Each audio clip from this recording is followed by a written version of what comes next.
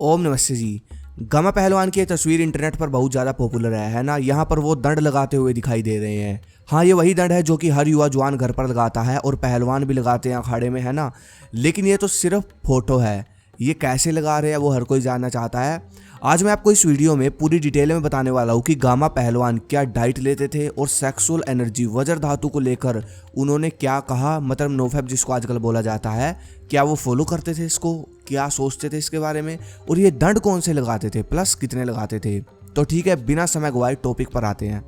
अखाड़े में ट्रेनिंग तो गामा पहलवान वैसे ही करते थे जैसे सब पहलवान करते हैं, लेकिन अलग चीज़ ये थी कि ट्रेनिंग खत्म होने के बाद वो अलग से वर्कआउट करते थे, जैसे कि 100 किलो की हसली पहनकर हज़ारों बैठक लगाना, और इसके अलावा अलग अलग से वो दंड लगाते थे, जैसे कि साधारण दंड, हिंदू दंड कह सकते हैं। लेकिन खास चीज़ यहाँ पर यह है कि वो ये दंड कुंभक के साथ लगाते थे, मतलब कि सांस भरकर, जैसे कि सांस भरकर एक दंड लगाया, फिर पीछे आकर सांस छोड़ा, फिर भरकर एक दंड लगाया। इस तरह वो 3000 दंड लगाते थे और यही वर्कआउट उनकी एक्स्ट्रा पावर बढ़ाता था। अब आप लोग सोच रहे होंगे कि इतनी पावर आई कहां से 3000 दंड लगाने की। तो देखो, सबसे पहले तो है अभ्यास। ठीक है, गामा पहलवान 10 साल की उम्र से ही पत्थर के डंबल के साथ वर्कआउट करने लग गए थे और उनकी पावर का दूसरा राज है सीमेन रिटेंशन। इंटरनेट पर उन लोगों की लिस्ट है जिन्होंने सीमेन रिटेंशन को समझा और इस एनर्जी को अपने काम में लगाया। इस लिस्ट में गामा पहलवान का नाम भी आता है। गामा पहलवान ने सेक्सुअल एनर्जी की इंपॉर्टेंस समझते हुए उसको वेस्ट करने के बजाय दुनिया को बदलने में लगाया, या यूँ कह सकते हो कि अपने शरीर का बल बढ़ाने में लगाया, अपने गोल को अचीव करने में लगाया। तो ये पॉइंट सबसे इम्पोर्टेंट मैं मानता हूँ उनके अंदर की पावर का। अब कुछ लोग बोलते हैं ना कि गामा पहलवान 1000 दंड लगाते थे, 1000 बैठक लगाते थे, उनके अंदर इतना बल था। अरे भाई, बल कहाँ से आया ये तो देखो। सबसे इम्पोर्टेंट तो यही है ना। तो बल उनका सबसे मेन इसी एनर्जी से बढ़ा, क्योंकि वो समझते थे इस एनर्जी को। अब आ जाओ गामा पहलवान की डाइट पर। डाइट के बारे में हर कोई जानना चाहता है ना। गामा पहलवान की डाइट में जो सबसे इम्पोर्टेंट पावरफुल ड्रिंक वो पीते थे वर्कआउट के बाद रिकवरी करने के लिए, वो था बादाम का पेस्ट। कहने का मतलब हमारे यहाँ कहते हैं बादाम रगड़ा, जो कि मैं बार बार अपनी वीडियो में बताता रहता हूँ जब डाइट की वीडियो मेरी होती है। आज भी भारत देश के अखाड़ों में बादाम रगड़ा खूब बनाया जाता है। तो गामा पहलवान वर्कआउट के बाद बादाम रगड़ा लेते थे डेली।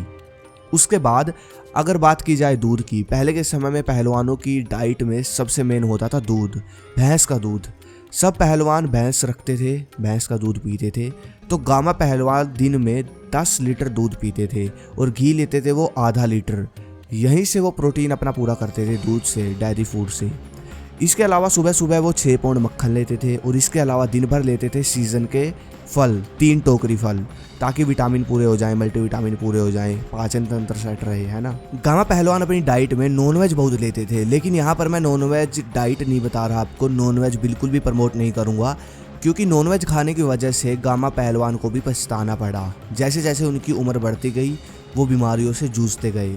इसके पीछे का कारण था कि उनकी डाइट में भरपूर नॉनवेज था और गामा पहलवान की मृत्यु बहुत बुरी हालत, बहुत बुरे तरीके से लंबे समय तक बीमारियां लगकर हुई। बहुत लंबे समय तक उनको बीमारियां रही।